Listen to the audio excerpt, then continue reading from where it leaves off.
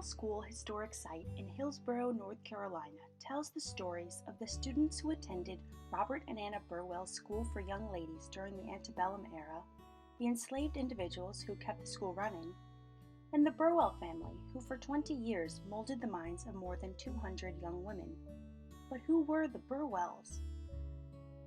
Margaret Anna Robertson, known as Anna, was born in Virginia on October 3, 1810. She was the child of William Robertson and his wife, Anne Spotswood Robertson.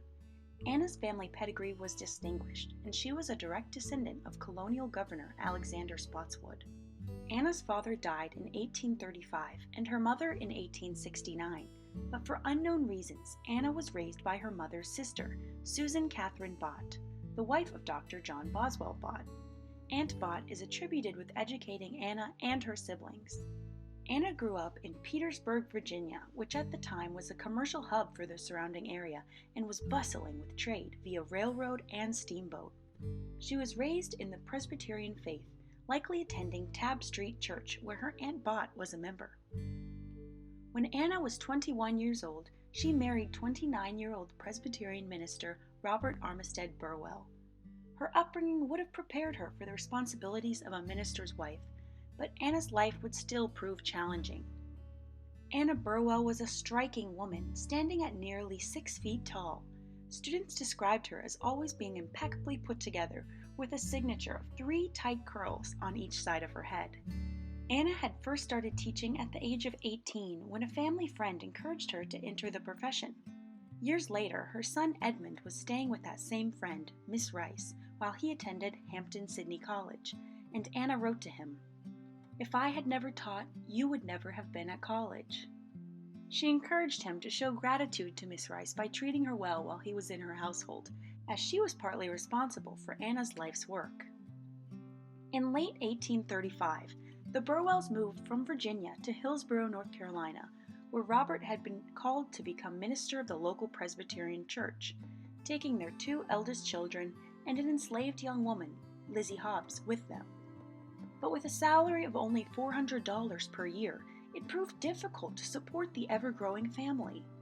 Based on her former teaching experience, Anna was encouraged to open a school for young girls to supplement their income.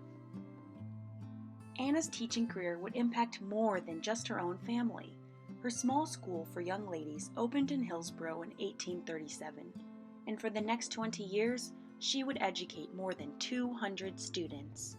Anna was focused on not just academics, but on the moral and spiritual lives of her scholars. She took great pains to ensure that the students always exhibited ladylike behavior, and was considered quite strict by some. The school motto was not how much, but how well, and Anna Burwell held herself to the same standard. In addition to teaching, Anna was still running the household for her family, which would grow to number 12 children. She also managed the lives of the numerous boarders who stayed during school sessions, completing not just school reports, but pocket money accounts that were sent back to her students as parents. Anna was also expected to fulfill the duties of being a minister's wife. She visited her husband's parishioners, joined him at parties, and called upon newcomers to town.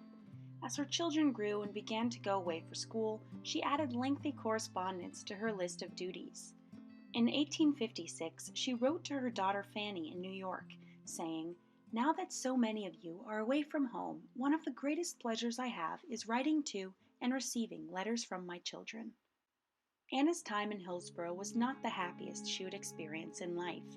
During the early years especially, she struggled with the management of the servants, as enslaved people of African descent were called, leading to the horrifying treatment of Lizzie Hobbs, who wrote of her experience in the Burwell household in her book, Behind the Scenes. Lizzie, who would go on to become the dressmaker for First Lady Mary Lincoln, was severely beaten in an attempt to subdue her spirit, actions which she felt were at the request of Anna Burwell. To make the situation more complicated, there is speculation that Lizzie was actually Robert Burwell's half-sister. By 1842, Robert had sent Lizzie and her infant son George back to his family in Virginia.